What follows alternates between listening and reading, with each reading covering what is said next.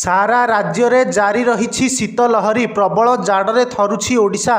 कंधमाल जिला जी उदयगिरी ठारे चलित वर्ष राज्यर सर्वनिम्न तापमात्रा 6.5 डिग्री रेकर्ड करा जाइछि। सुंदरगढ़ जिला किरेई रे 7 डिग्री रहिथिबा बेले फुलबाणी रे 8.5, कोरापुट रे 8.7, केन्दुझर रे 8.8, सुंदरगढ़ रे 9 डिग्री रहिथिला।